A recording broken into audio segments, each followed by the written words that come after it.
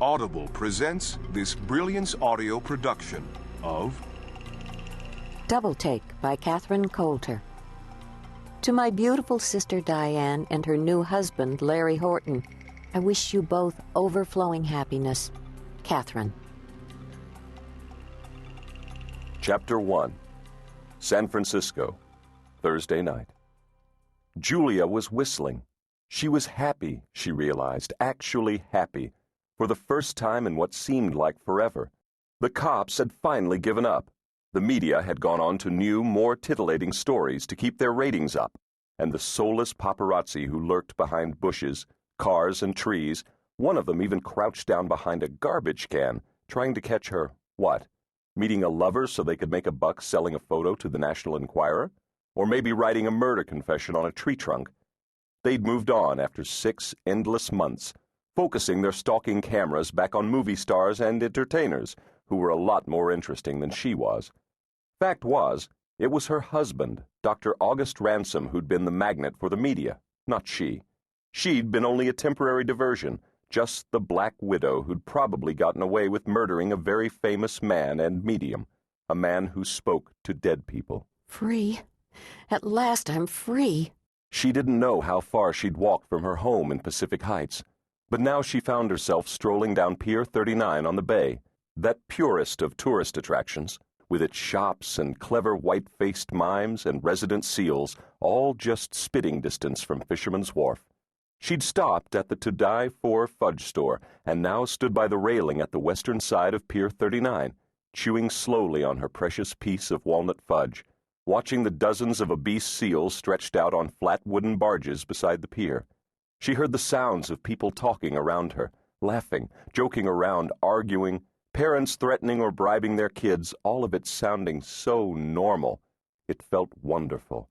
In April, in San Francisco, it wasn't the April showers that brought the Mayflowers. It was the lovely webby fog that rolled through the Golden Gate Bridge. The amazing thing was the air even had a special April fog smell, fresh and new and tangy, a bit damp, with a bit of a bite. She wandered to the end of the pier and looked across the water toward Alcatraz, which was not that far away, really, but the swim could kill you, either the vicious currents or the icy water. She turned and leaned her elbows on the railing, watching the people hungrily. There weren't that many who wandered down to the very end of the pier. She watched the lights begin to come on. It was cooling down fast, but she didn't feel cold in her funky leather jacket. She'd found the jacket at a garage sale in Boston when she was in college, and it was still her favorite. August had looked both sour and amused when she'd worn that jacket. Because she didn't want to hurt his feelings, she never told him that wearing the jacket made her feel like the young Julia again, buoyant in both her heart and spirit. But August wasn't here now, and she felt so light-hearted and young in that moment, it was as if she'd float right off the thick wooden planks. She was unaware of just how much time passed, but suddenly there was more silence than sound around her, and all the lights were on.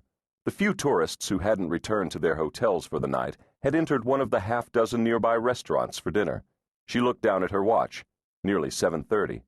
She remembered she had a dinner date at 8 at the Fountain Club with Wallace Tamerlane, a name she knew he'd made up when he'd decided to go into the psychic business 30 years before.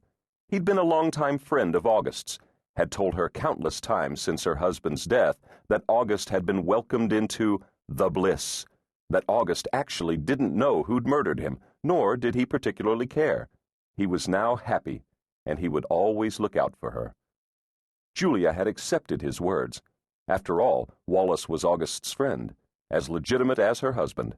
But she knew August had scoffed at many of those so-called psychic mediums, shaken his head in disgust at their antics, even as he praised their showmanship. What did she believe? Like many people, Julia wanted to believe there were certain special people who could speak to the dead.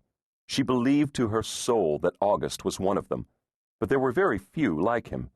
She'd seen and met so many of the fakes during her years with August.